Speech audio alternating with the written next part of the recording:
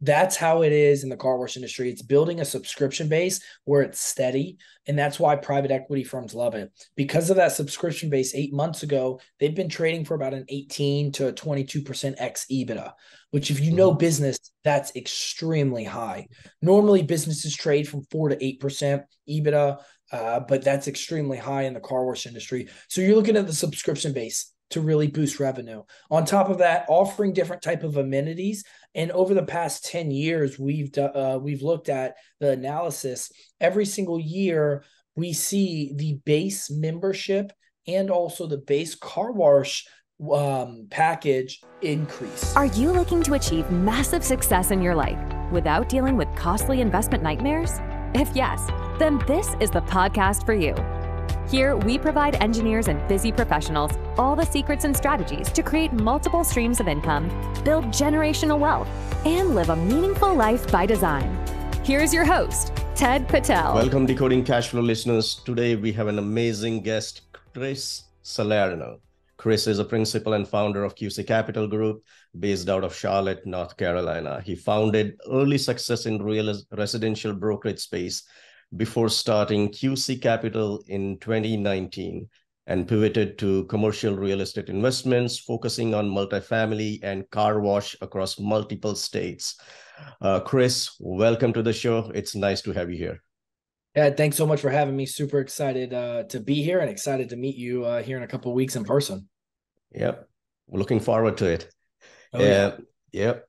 So, Chris, before we dive deep into any specific segment, right, related to real estate investments, can you give our listeners a little bit background about yourself? How did you get started in real estate, and what is your current focus? Yeah. And thanks again for having me. So I've been in real estate for going on about 10 years. And I first got into the real estate industry because I wanted a job that really followed my work ethic and income, or that the income would follow my work ethic. And it was a necessity. Everyone needed shelter. So I got into brokeraging residential real estate, where I was able to build a company, my own company, from around 40 million in annual sales my first year. Getting into the residential industry, I love all the housewives out there. However, there was a lot of housewives that were selling real estate locally, Yeah. and they did not care to build a business. They just cared to sell a couple houses, their neighbors or their friends. So Yeah. I came in with a business mind, saying I'm going to create this as a business and operate it as a business. And that's Mhm. what I did.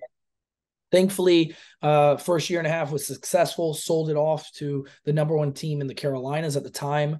And I was able to bring them to become fourth in the world with Keller Williams, from 92 million in annual sales all the way up to 147 million, just in another year and a half. After doing that, I got hit with a nice little tax bill, and I tried to understand, how can I limit my tax liability. Mhm. And as a real estate professional, no one told me this, but now I know, is that you can actually utilize 100% of the depreciation as a real estate professional. So I Right. started educating myself. And then in the beginning of 2019, I created QC Capital. I let all my licensing go in the brokerage industry. From there, I then scaled the company fairly quickly. Today, we have a couple deals actually closing in the pipeline. We're going to sit close to 400 million. Right now, we have about 325 to 350 million, but we have a deal that will be closing early January, which should put us around that 400 million mark. Okay. And at the beginning, or about 8 months ago, I looked at the market and I saw where the market was going. So we pivoted and we focus now on ground up development and also existing acquisitions of car washes throughout the Okay. Southeast. So Wow. we are looking for the express car washes throughout the Southeast. We feel very strongly this is the next self-storage boom, and we're at the very beginning of it. There's only 20 private equity companies in the car wash industry, including us. So it's very mom and pop saturated. On top of all of that, we hear our investors. We send out quarterly surveys, and our investors tell us we want cash flow. Well, with our car washes, we're able to give them 10 to 12% annual cash flow, plus a 15-year depreciation schedule, which we'll touch on later, and Yep. some on the back end as well. So no other deals offering 10 to 12% annual cash flow, plus tax benefits, plus the back end. So we're super excited to bring these type of opportunities to investors. All right. So you started as a broker, as a residential broker. How did that help you? That experience help you grow your QC capital? What do you Yeah, think? well, as a residential broker, you have to be outgoing. You have to Yeah. speak. You have to know your product. I knew my product so well. I will tell you a story. I had a mom call me because her son is a MLB player and he was busy playing. And she said, "My son wants an uptown condo." I said, "Great. How old is he?" He was 26 or 27 at the time. I said, Mm-hmm. "Wonderful." I said, "What's important to him? Is it the amenities, the view?" She said the amenities. I said, "Okay, there's two buildings. It's a trademark in the avenue." She said, "Well, we're looking at one and it faces north." I said, "Oh, you're probably looking at the trademark because nothing in the avenue faces north that's on the market." She goes, "How'd you know?" I said, "Because I know my market. When do you want to see it? Let's go take a look at it right now." And so understanding market knowledge at a very high level to, if you say, "Well, I want a gated community, Chris, I'll name 5 of the gated communities that are in Charlotte that you want to live in. Other than that, there's really no gated communities in Charlotte." And so having that type of market knowledge and that expertise, I knew I needed that when I came to the multifamily syndication side and now the car wash side. So understanding that helps me better serve our investors Yeah. because we have the knowledge, we have the expertise. So that helped tremendously with bringing knowledge and expertise over and understanding the greater fine detail of this type of industry to better help assist our investors. Yeah. And a lot of our investors are doctors.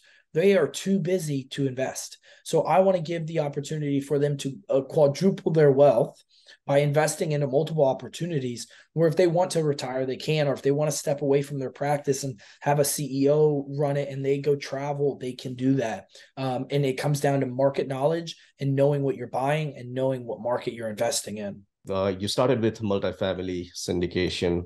Um, any and now you focused on car washes mainly. So before we move on to the car wash details, what do you think about the current multifamily situation with all the interest rate at the high, the cap rate versus the spread between the cap rate and interest rate? It's too wide as of now. Do you still see the deals penciling out right now? Of course, there is always something needle in a haystack, but it takes a while, right? You got to have underwrite so many multiple deals to find one. It's not that easy as it used to be before COVID or during COVID. No, you're spot on. Right now, it's hard to make deals make sense. We've been seeing that for the past 8 months. That's why we've pivoted. It's very, very difficult for deals to make sense. And so with the deals, to be extremely difficult like that, our main focus is car washes now. Do I feel now's the best time to buy multi? I do. However, make sure you have great quality debt on it. You're not going to be buying in this current market environment for cash flow. The issue that we're running into and all multifamily owners are running into, not only the debt environment has increased, but the major issue is we can't push rents. Yeah. We just can't push them. We're in certain markets where we've showed our investors, we said, "Hey, here's the comp analysis. All of our comps are decreasing their rents and they're offering 1 month concessions." There's nothing we can do. It's our hands are tied behind our back. So in situations like that, which is super important, is when you're analyzing these multifamily deals, underwrite zero rent growth year 1, maybe 1% year 2. We are not seeing any rent growth in these markets, so it's very difficult to push the evaluation. In a multifamily property, the evaluation is mainly seen on the net operating income. Yeah. So if you can't push rents, that means you're not pushing your evaluation. Yeah. And I think it's going to be like that for a couple years until you see the Feds decrease rates. When the Feds start to decrease rates, it's going to be cheaper money to borrow. I think you're going to see a large fluctuation of people to start buying now, because that will create that cap rate compression, just like we saw after COVID, where you're buying at 6%. In about a year, it's going to be at 4%. And wow, you just made a couple $1,000,000, So I think that's what you're going to see happen. And then I think you're going to see a lot of people go back at buying like crazy at low interest rates. However, even if the interest rate's lower, what issue do we still run into?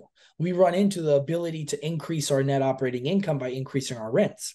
They can drop the interest rates down to 3%, but if we can't push rents, how do we create value on our properties? You do create value already with that interest rate dropping. Yeah. Definitely understand that, because you have cheaper debt and your net operating income's higher. But what we control as multifamily owners and operators is pushing those rents to push that net operating income. Yeah. That's what we look for.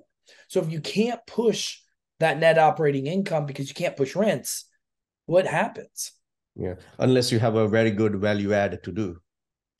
Unless you're buying a class C plus or B, where you can say, okay, we can push rents. However, still in that circumstance, there's 15,000 units that will be going online in Charlotte, North Carolina in 2024. Development costs are at an all-time high. Yeah. They are in floating rate debt.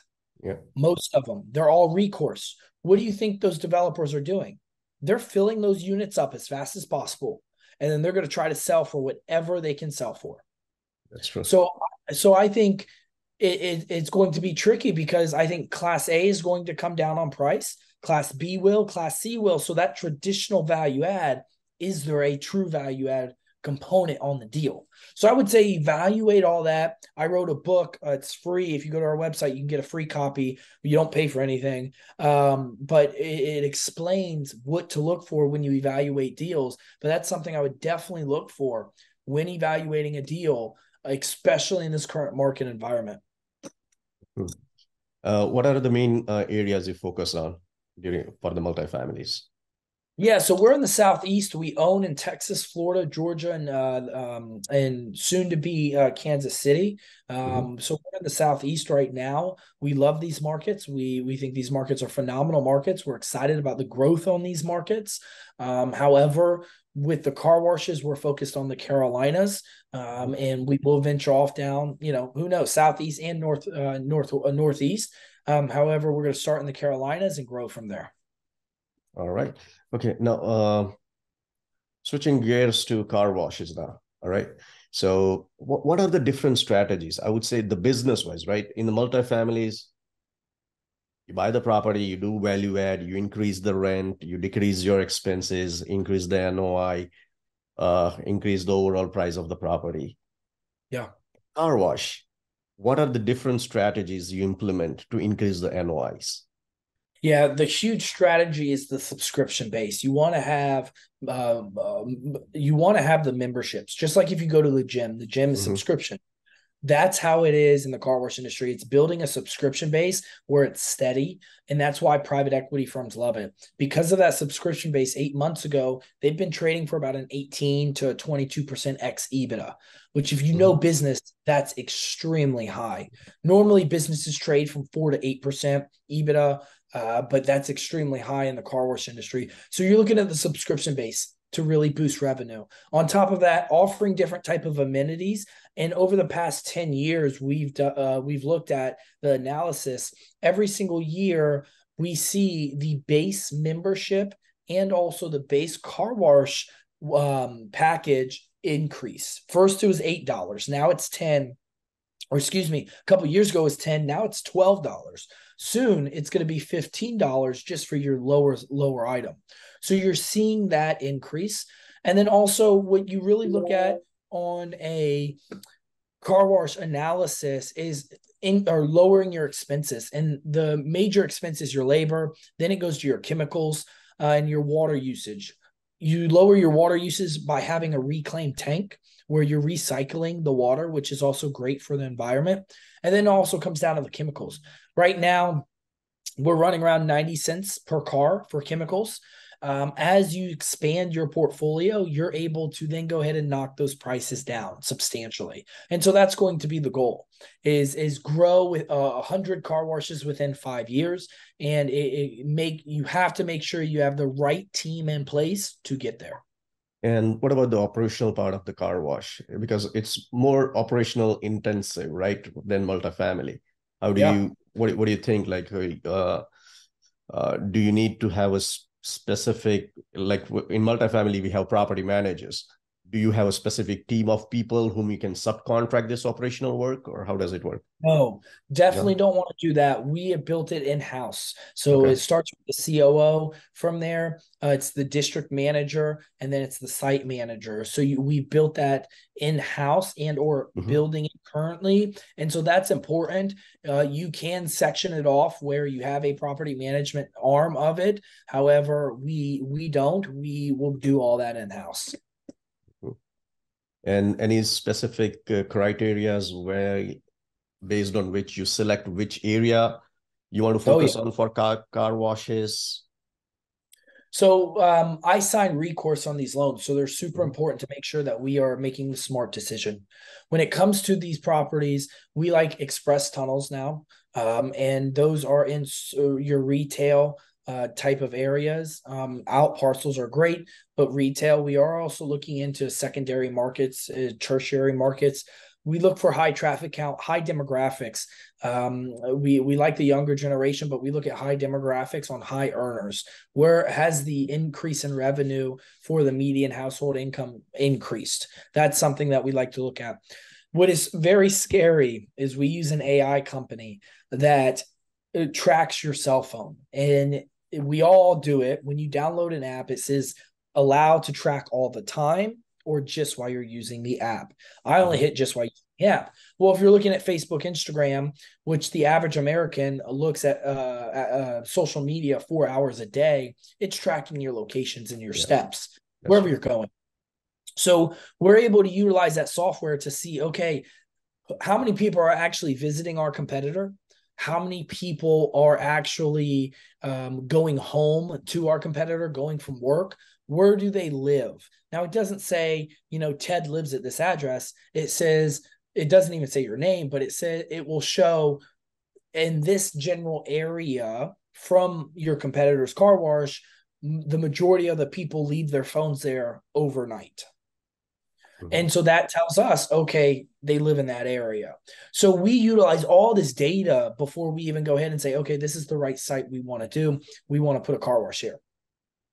And so we utilize that to our best advantages, and all your large companies do as well, to make sure they can track data, which data is the most richest information now, track data on where people are moving and how they're moving. Of course, this is going to be a paid service, right? The tool that you just mentioned.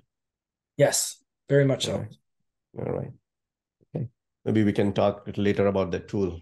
We'll get deep onto that. But chat when we have coffee together. Sure. Because I would be interested in knowing more details about it too. Let's do it. All right. So how about the distribution in the car wash now? Well, do you start distribution as soon as you take over the business, or you wait for a quarter? We wait a quarter. Yeah, distribution starts 3 months after we take it over. We offer 10 to 12% annual returns. And the great thing about car washes is car washes are depreciated. We can still use bonus depreciation, but they're depreciated at a 15-year depreciation schedule. So instead we're able of 29. Correct. Okay. So you have a higher depreciation with car washes compared to any other multifamily asset class out there. And so it's a huge tax benefit. On top of that, we are giving investors back end capital. So our investors are coming in as preferred equity. So they are preferred equity. We're not charging an asset management fee. We charge an upfront acquisition and construction fee, and then they participate in all the cash flow up until the 10 to 12%. Anything that's left over, we participate in. But we've structured it this way where we're not taking ongoing management fees. We only have the 2 fees up front, and that's it. And our investors get to take that cash flow of the 10 to 12% annually, the tax benefits. And then when we refinance in 5 years, they're going to get either 5 or 8% on the back end. And they're going to be able to be cashed out, move on into our next project. For those investors that have more than $1 million, we're able to have a very unique strategy for them as well. But those are our 2 type of returns for our investors. All right. And the properties that you acquire, is it you acquire the land and all the build outs on the land, or it's a triple net lease on the land, or just the land lease? What kind of it is? Great question. We like to acquire. Now, some will have a land lease. However, 95% we will own the real estate too. We're real estate guys. It gives us options just in case if anything were to happen. It gives us options where we can either sell the land, keep the business, or vice versa. Mm-hmm. All right. Sounds great, man. Any other commercial real estate that you are currently looking into? Of course, multifamily we covered, car wash we covered. Do you think any other opportunities in other segments like industrial or Not at the build to moment. rent section, anything else?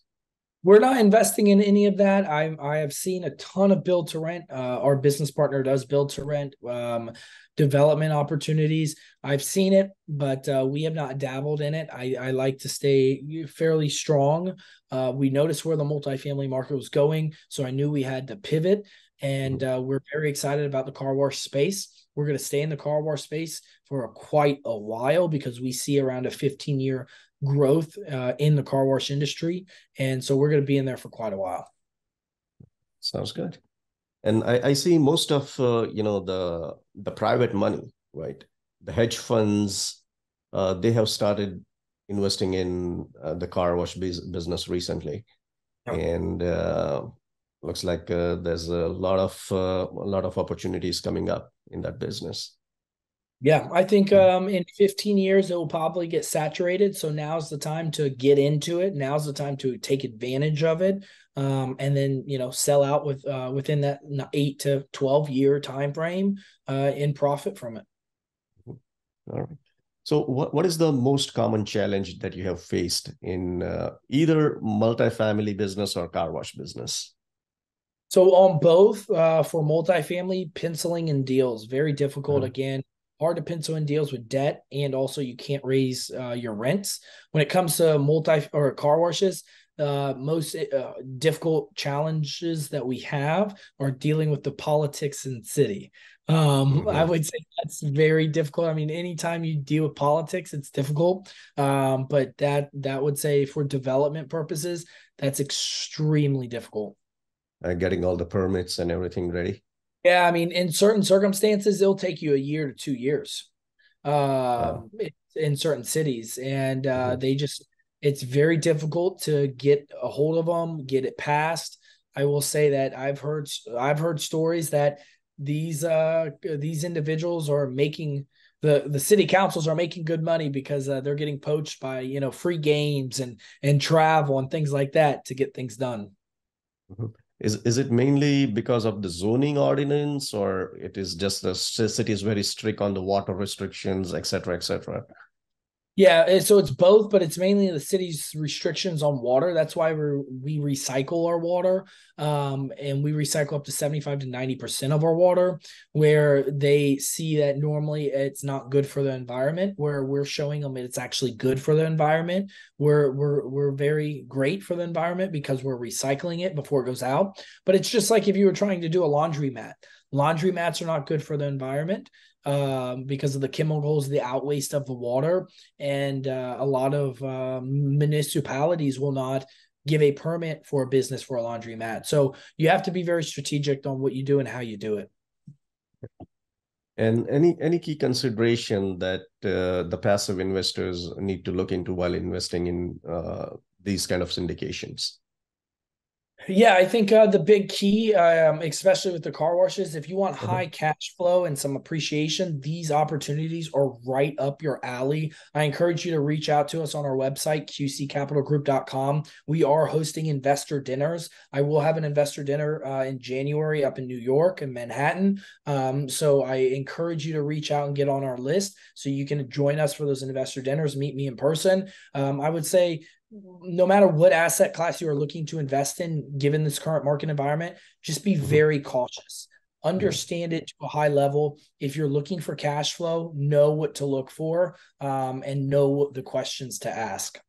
All right. Now, talking about the investors, can you give us a little bit more perspective on how or what are the systems in place to attract the investors for QC Capital, like funnels? What have we created? Yeah, so we have a 196-day touch process Mm-hmm. where once you are in our system, you're going to get a personalized phone call and text message directly. It keeps Nick busy, our head of our investor relations, to reach out to you because not all investors are good fits and Mm-hmm. it's a marriage. So we don't partner with all investors. Nick reaches out to you to find out your goals, what you're looking for, if you're looking for cash flow, appreciation, etc. And then from there, he educates you on our success, what we've done, and where we're going in the industry. From there, for the next 196 days, you're going to be receiving emails a couple times a month educating you on the ins and outs about multifamily, car washes, cash on cash, your metrics, what to look for, what to ask throughout that 196-day touch process. And then we also, if you go to our website, a free book, like I said, we don't charge for shipping. It's a free book. We'll mail directly to you that you'll also get where you can help educate yourself as well. So we really have a full educational system in place to help investors become better investors. And where do you get the leads from? Most of the leads, do you get it from social media or the events that you put, like the dinner party or Yeah. networking So events that you?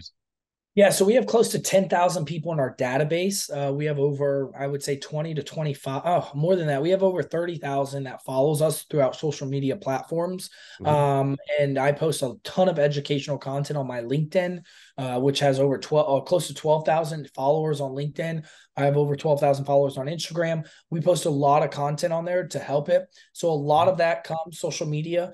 A lot of it is word of mouth and referrals. We generate a ton of referrals and word of mouth because of our success track record that we've had. Sounds great, man. Perfect. And before we go to the final round of questions, right, I'd like to ask you about the best and the worst deal that you have come across. Oh. Yeah, so the best deal I've came across and executed was one of my very first deals where we were able to get it off market. We saw the cap rate compression happen, so we were able to ride that wave of the cap rate compression and sell for a very, very large profit without doing much to the property. Mm-hmm. I would say a worse deal is a current market environment. We have a couple deals where we just can't push rents. It's out of our control. Thankfully, we're under our expenses substantially. So that is phenomenal, but we just can't push rents. And 99% of all your other operators are in that same boat right now. And so I wouldn't say necessarily that's a worse deal because we're going to hold that a little longer than expected. Mm-hmm. We'll be able to walk away with a profit, but it's not a fun deal. We like to increase the value. Yeah. And any deals where you had to stop making the payments, or No, you have to raise more money? not Nothing at as such. not at No, this no. moment, knock on wood. Thank That's good. goodness. Yeah, but not at Yeah. this moment, no. All right. Okay. All right. Chris, so ready for the final round of questions. Is there Let's do anything it. else that before we go there, is there Yeah. anything else you want to tell to our listeners? No, I really explained it all. I definitely, if you are interested in learning more, please visit our website, qccapitalgroup.com. Get your free book on there. You'll see where you can register. Definitely sign up for our newsletter where Nick will be in touch with you. All right. Sounds good. All Yeah. right. So, Chris, which is the book that you'll recommend to our listeners? The one that made most impact in your life or your own business? Yeah, I think the biggest book that I've recommended to everybody in not only life and being a better investor is Think and Grow Rich. It's a phenomenal book by Napoleon Hill, and it is a huge game changer, and I highly recommend it. Yeah, that's one of my favorite book too. That's a good read. Yeah, Yeah. very, very good. Mm-hmm. And what are your main source of information to learn and grow? Main source of information is really staying on top of the market and getting a good pulse on the market. especially when it comes to what's going on. You don't want to get too saturated with what's going on because it can steer you either direction. But have an open mind when you're reading it, and that's social media. Everyone flocks to social media first with the new release of everything. So I follow certain news outlets on social media to keep me updated in the investment world and globally. Any investment advice or that you like to give to our listeners? Yeah, definitely educate yourself before you make investments right now. Really understand the risk profile, understand your risk profile, and understand the risk profile of the deal or the investment opportunity that you're currently in, and be very cautious. If you're investing in certain asset classes, I want to have expectations of large cash flow depending on what asset class you're in. So really focus on appreciation, which I think, given this current market environment, that's what it's going to be. Yep. And finally, how can Decoding Cashflow listeners get in touch with you? The best way is to go to our website, qccapitalgroup.com. That's the best way for everyone to get in touch. And then from there, you will be able to reach out to you to see if you're a good fit for a partnership. All right. Sounds great, man. Thanks a lot, Chris, for coming on the show. It was a pleasure talking to you. Likewise. Thanks so much, Ted. All right. Thank you. Thanks for listening to Decoding Cashflow, brought to you by Aster Capital. If you found value in this episode, then please share it with someone who you think could benefit from it. And make sure to act on what you've learned. If you want Ted Patel to personally help you reach your goals, then feel free to set up a one-on-one call with him. Also, visit us at astercapital.com for more free resources. Content of this podcast is for informational purposes only. As always, please consult your own advisor before making any investment decisions or setting a course of action. Thanks again for joining us on this episode of Decoding Cashflow, and we'll catch you in the next episode.